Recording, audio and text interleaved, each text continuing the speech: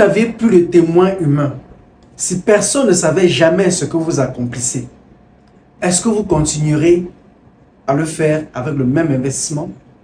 Dans la première vidéo de cette série, je vous ai parlé d'une image, celle d'une bibliothèque céleste. Vous arrivez au ciel, Jésus vous amène dans une pièce et ouvre un livre. Le livre que j'ai intitulé le livre de votre destinée. Et vous commencez à lire des chapitres que vous n'avez jamais écrits.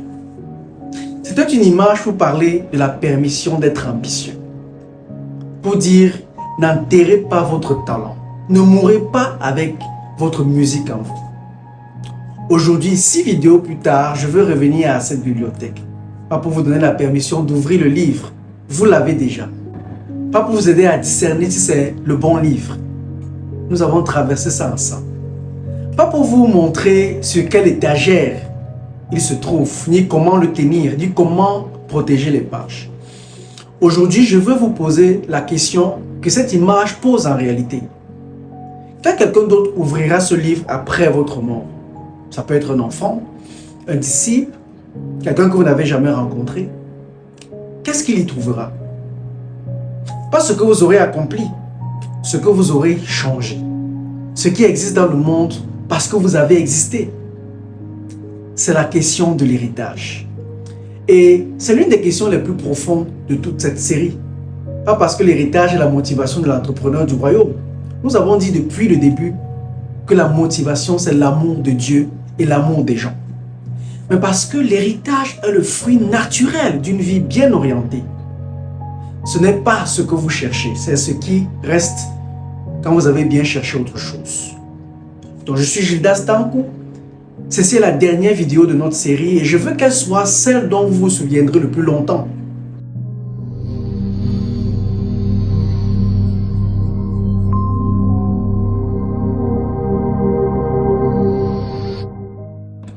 Pour parler de l'héritage, je dois d'abord vous parler de 2 hommes. 2 hommes que la plupart d'entre vous ne connaissent pas, mais dont la vie a formé ce que vous entendez chaque semaine sur ce podcast. Donc, il y a 2 hommes dans ma vie dont l'héritage m'a formé de manière décisive. 2 hommes qui ne sont plus là. 2 hommes dont la vie continue de parler plus fort que leurs mots.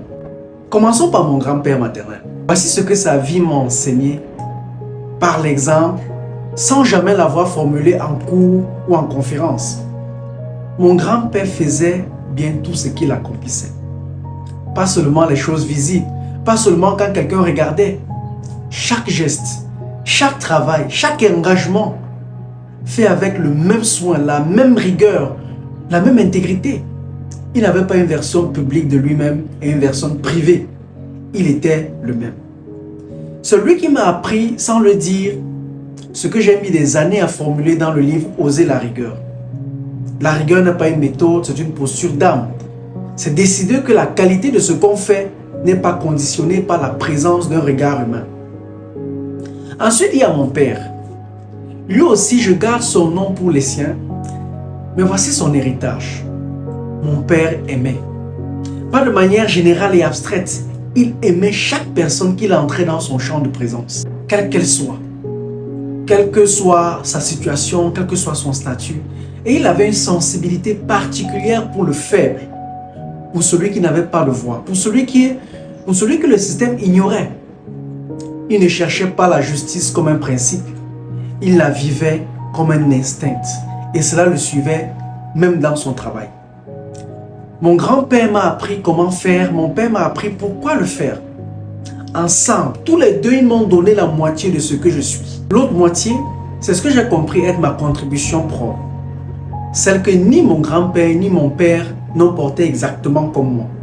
Parce que ce n'était pas leur époque, pas leur terrain, pas leur appel spécifique. Et je me rends compte, en fin de compte, que Dieu a façonné chaque événement pour que les 100% de ma vie aient un sens éternel. Et je lui suis reconnaissant.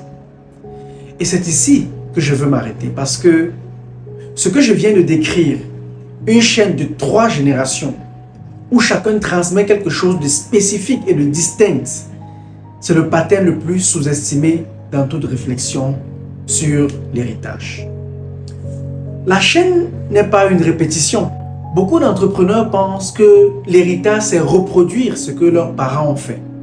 Reprendre l'entreprise familiale, continuer le ministère du père, perpétuer la tradition.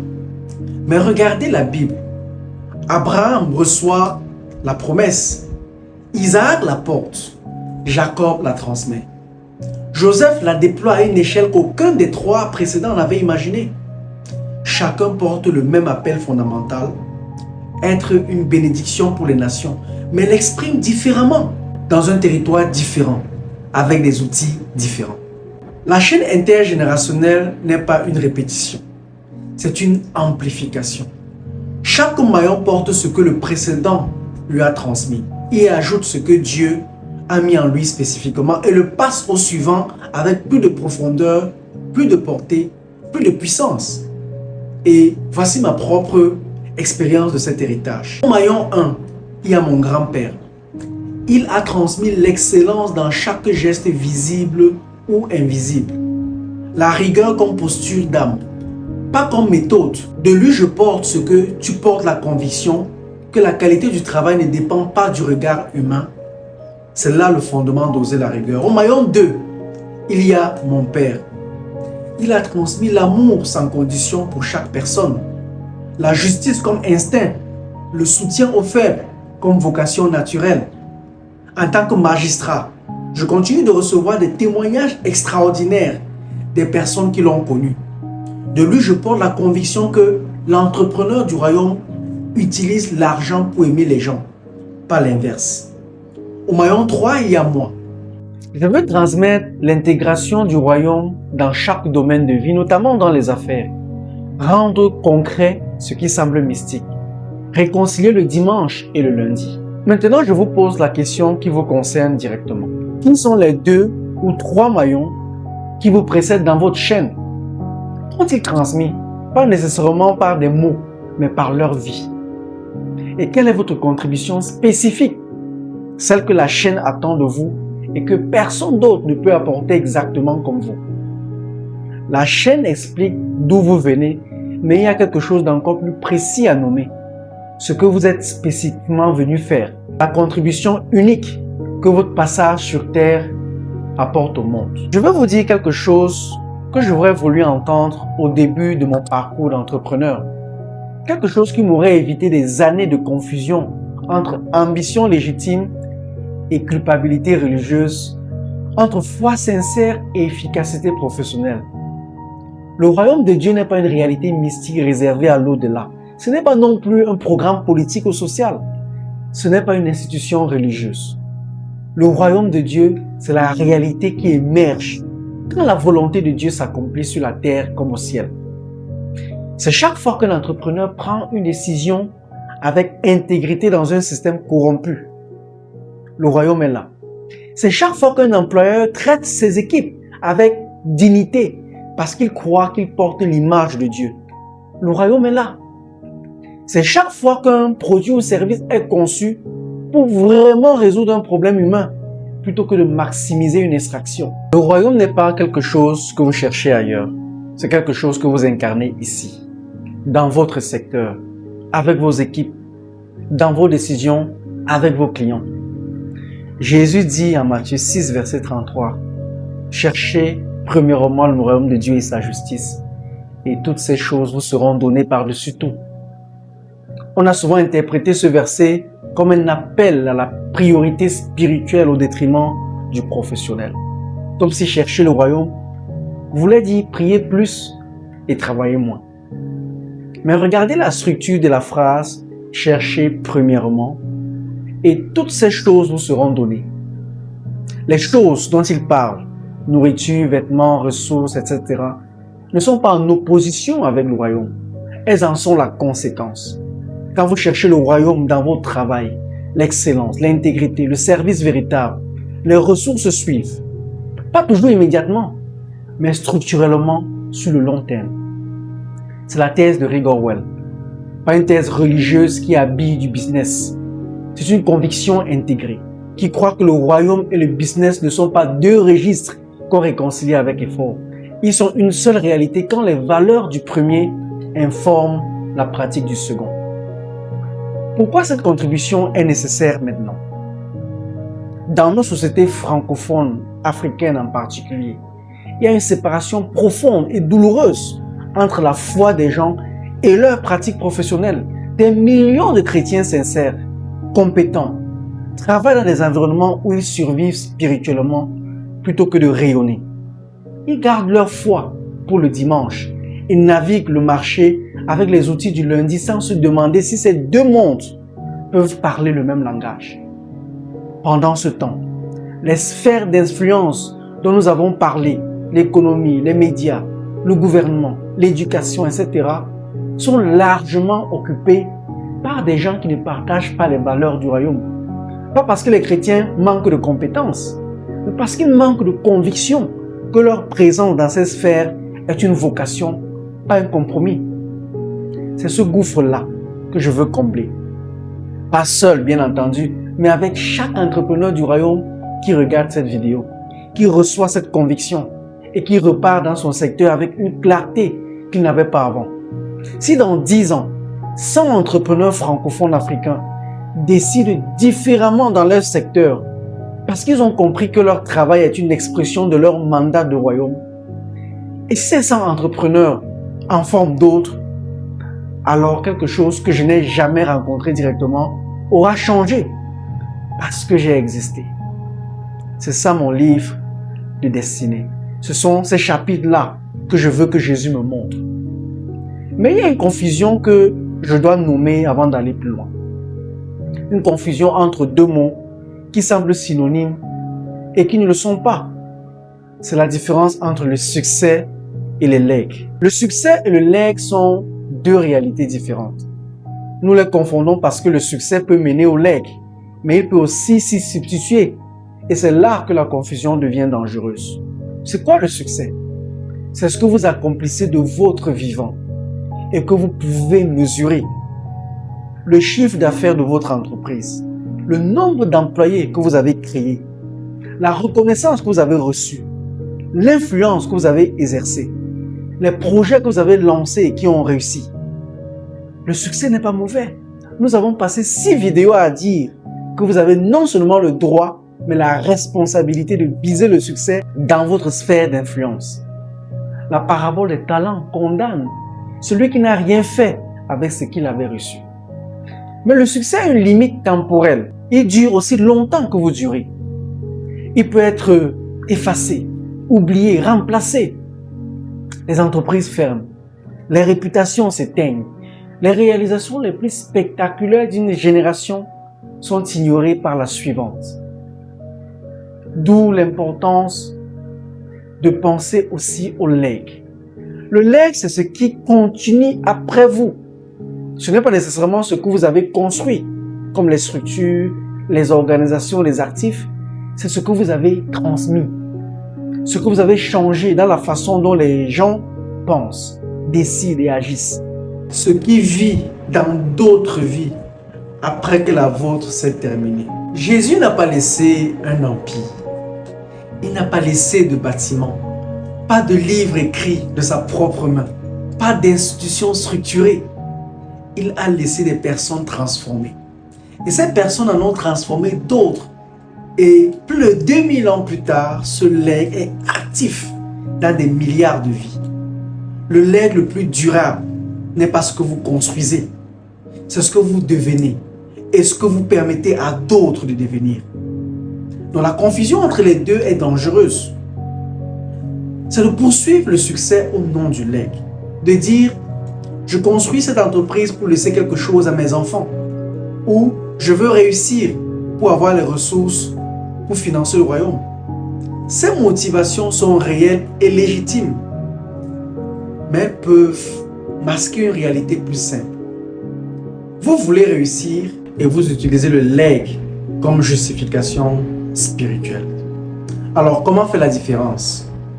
Par une simple question. Si vous n'aviez plus de témoin humain, si personne ne savait jamais ce que vous accomplissez, est-ce que vous continuerez à le faire avec le même investissement?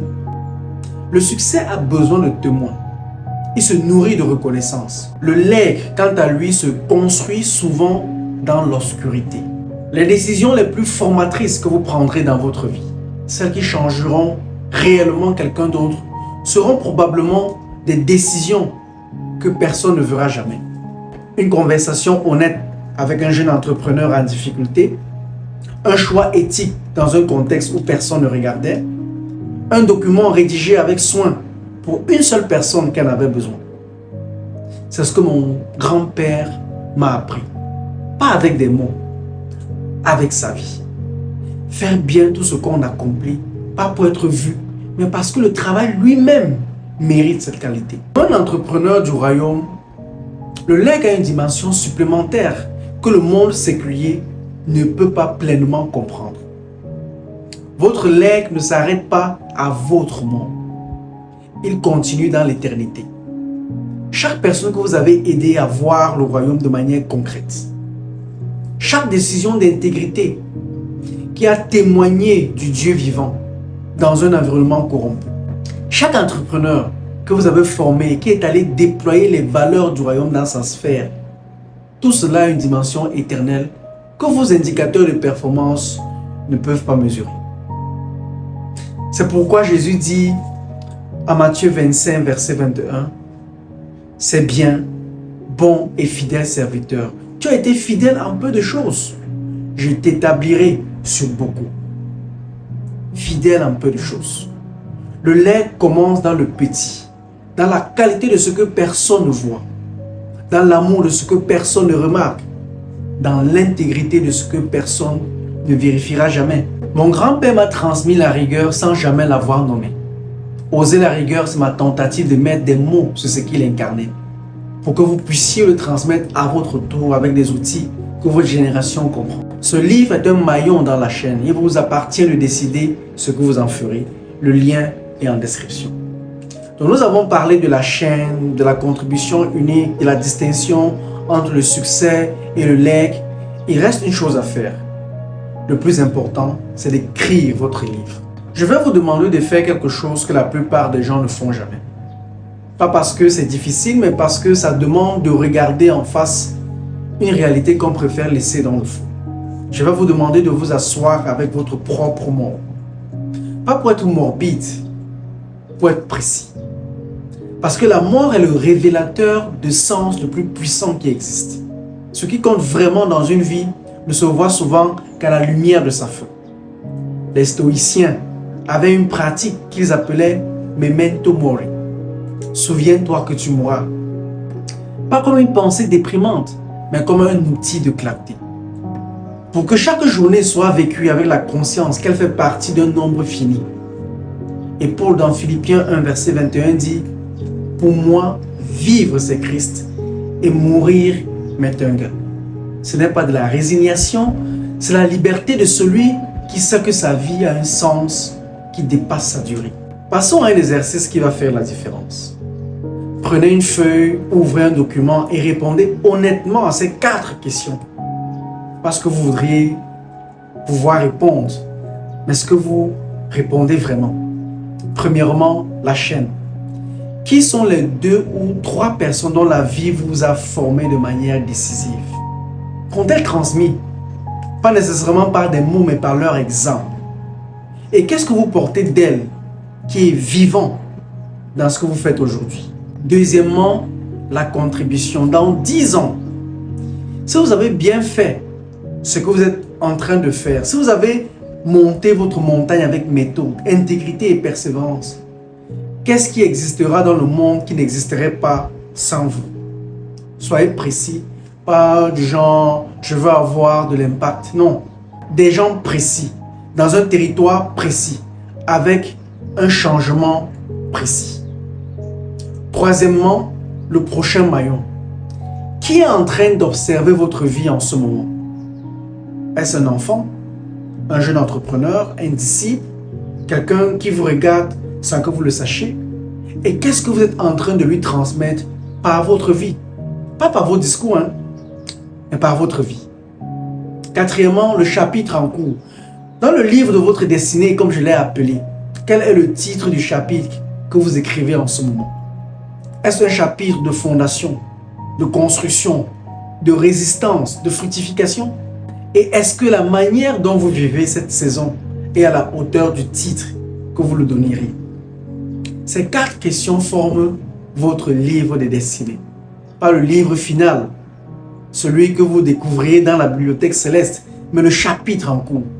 Celui que vous écrivez maintenant avec vos décisions, avec vos priorités, vos présences et vos absences.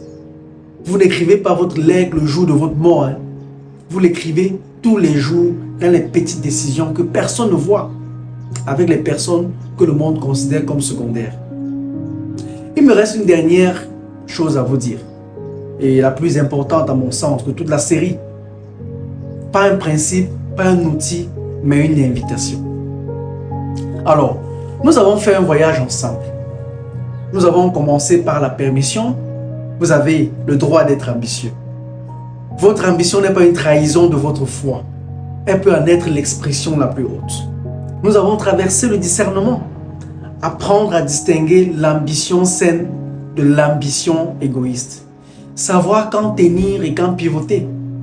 Comprendre que Jean-Baptiste dans sa prison posait la question la plus courageuse qui soit. Nous avons trouvé la direction. Identifiez votre montagne parmi les 7. Croisez la blessure, l'indignation, le fruit naturel et la vision qui vous terrifient. Tenir 2 montagnes légitimes dans les mains et savoir laquelle est la vôtre. Nous avons reçu la méthode, celle de Néhémie et ses 6 mouvements. La différence entre prier sur ses plans et planifier avec Dieu. Passer du mode chapelain au mode partenaire. Nous avons tracé les lignes de protection avec Daniel et ses 3 lignes rouges. L'intégrité comme avantage compétitif. La 3e voie entre la fuite et la compromission. Et aujourd'hui, nous avons parlé du legs, la chaîne des générations, la contribution unique, la distinction entre le succès que vous obtenez et le legs que vous devenez. Tout ça pour arriver à cette question finale. Pas une question sur ce que vous faites, mais une question sur ce à quoi vous êtes invité. Matthieu 6, verset 33 nous dit « Cherchez premièrement le royaume de Dieu et sa justice ». Ce n'est pas une injonction à la piété passive. Ce n'est pas une invitation à fuir le monde professionnel pour une vie spirituelle désincarnée. C'est une invitation à réorienter le centre de gravité de votre vie. À ne plus vous demander en premier comment est-ce que j'ai réussi, mais comment est-ce que la réalité du royaume s'exprime à travers ce que je fais. Ce glissement subtil à l'apparence, révolutionnaire selon moi en pratique, change tout. Il change pourquoi vous travaillez. Il change comment vous traitez vos équipes. Il change ce que vous êtes prêt à faire et à ne pas faire. Il change ce que vous mesurez comme succès. Il change ce que vous laisserez derrière vous. Mon grand-père ne connaissait peut-être pas la théologie du royaume, mais il vivait comme quelqu'un dont le travail était une offrande. Mon père ne faisait peut-être pas de discours sur la justice sociale du royaume, mais il vivait et travaillait comme quelqu'un dont l'amour était une vocation. Et moi, je ne prétends pas avoir tout compris, ou tout intégré, ou tout réalisé. Mais je suis en train d'écrire mon chapitre avec les outils que j'ai, avec la conviction que le royaume est concret, qu'il est disponible, qu'il peut s'incarner dans chaque décision d'entrepreneur qui choisit de le chercher en premier. C'est ça l'invitation. Pas à devenir quelqu'un d'autre, à devenir plus pleinement vous-même. L'entrepreneur que Dieu a conçu quand il vous a mis les désirs que vous portez dans le contexte qui est le vôtre. Pour les gens qui ont besoin de ce que vous êtes, le seul à pouvoir leur apporter exactement comme vous. Ne mourrez pas avec votre musique en vous. Mais surtout, ne mourrez pas sans avoir découvert que votre musique était plus belle, plus profonde et plus nécessaire que vous ne l'aviez jamais imaginé. Vous êtes un entrepreneur du royaume et le royaume a besoin de ce que vous portez. Donc allez bâtissez avec rigueur, avec foi pour la gloire de celui qui vous a tout donné. Avant de vous laisser, je vais vous demander 3 choses. La première, faites l'exercice des 4 questions. Pas dans votre tête, mais sur du papier. Prenez 1 heure cette semaine, pas plus, écrivez votre livre de destinée en cours. Le simple fait de le mettre par écrit change quelque chose. Deuxièmement, si cette série vous a apporté quelque chose de réel, Si une vidéo a changé quelque chose dans votre façon de voir votre travail, votre ambition, votre relation à Dieu dans le professionnel, partagez-la avec un entrepreneur que vous connaissez qui en a besoin. L'héritage commence par la transmission et la transmission commence par un partage.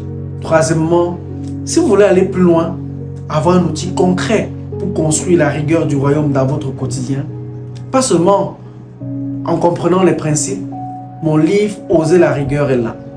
C'est le prolongement pratique de tout ce que nous avons dit ensemble. Le lien est en description. Vous pouvez aussi accéder à ma communauté, les entrepreneurs du royaume. Le lien également en description. Cette série se termine. Le voyage, lui, continue pour vous et moi. Et je serai là chaque semaine pour avancer avec vous, Dieu voulant. Bye bye et à bientôt.